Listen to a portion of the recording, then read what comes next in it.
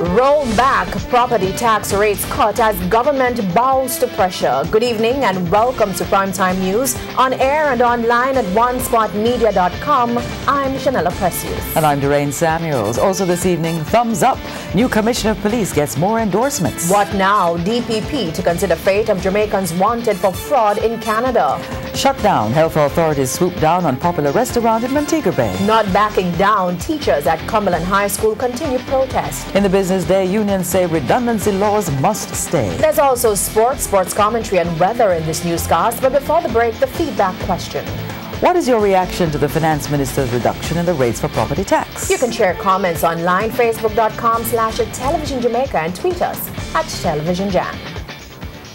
Please stay with us. Primetime News returns after this break.